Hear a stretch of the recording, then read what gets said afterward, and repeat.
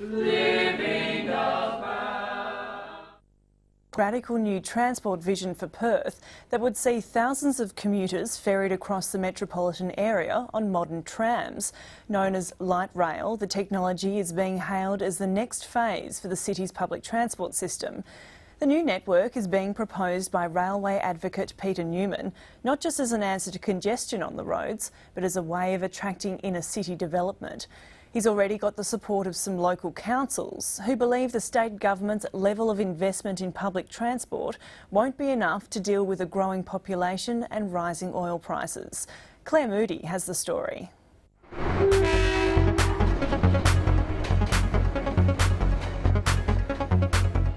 Perth's rail system is seen as a model. It's one of the fastest growing public transport systems in the world.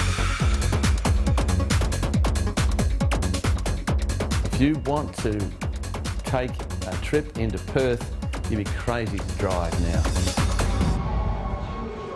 Perth's railway network has come a long way in the last 3 decades. Back in 1979, it was literally going backwards. Well, I was just appalled. How could a city do that?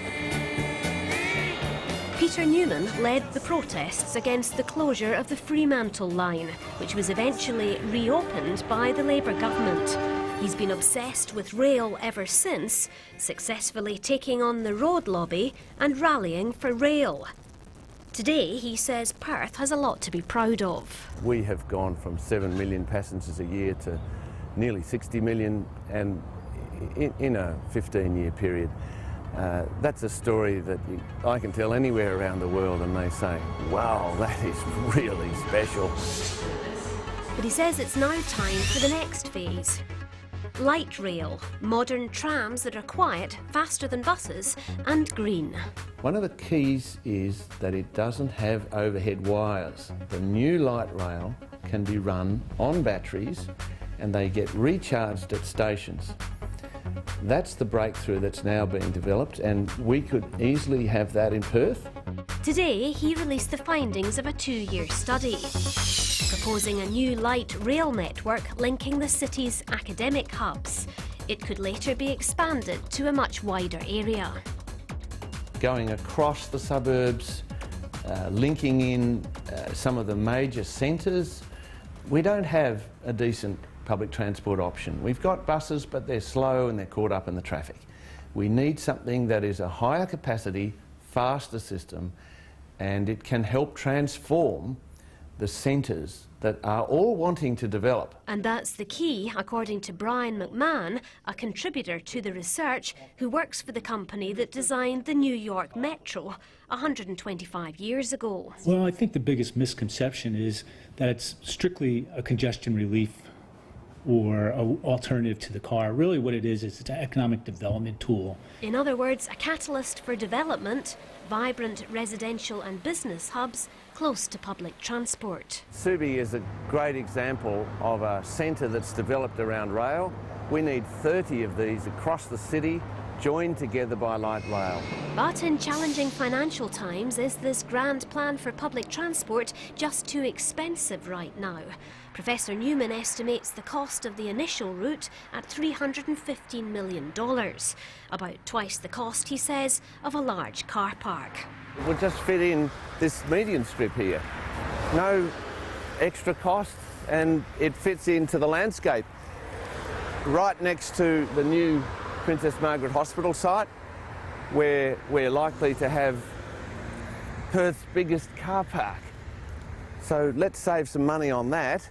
It's a concept that other states are already embracing. Adelaide recently opened the latest extension of its metro system, and the Gold Coast is taking a similar approach. Everyone said, who's going to ride it? You'll never justify it. Now the question is, the thing's overcrowded, how can we get more of it, and how can my suburb or my neighbourhood get the light rail?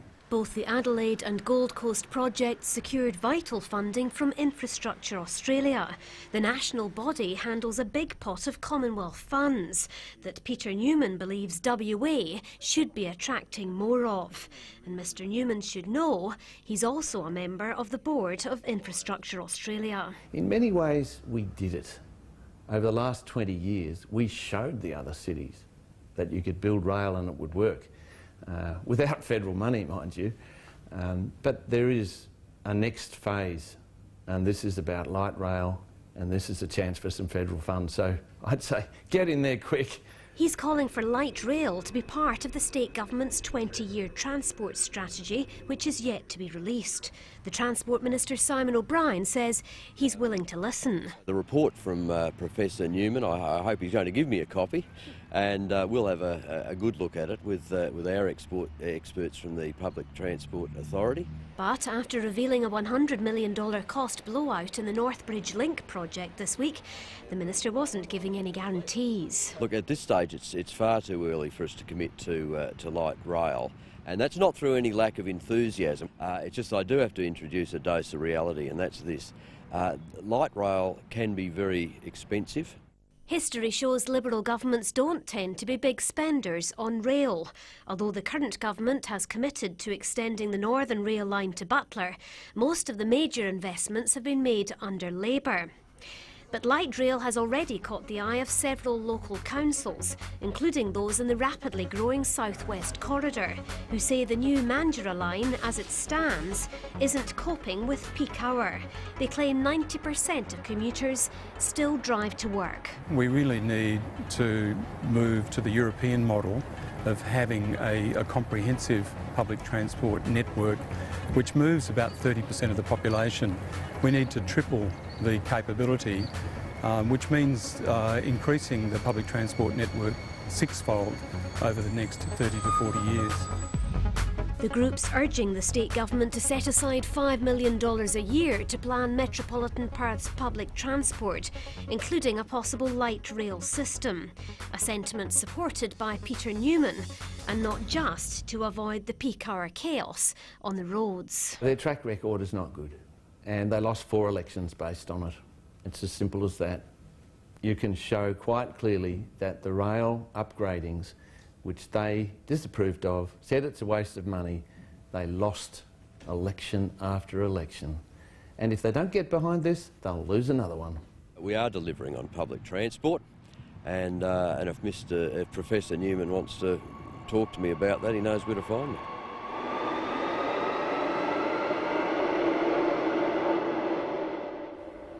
Claire Moody with that report.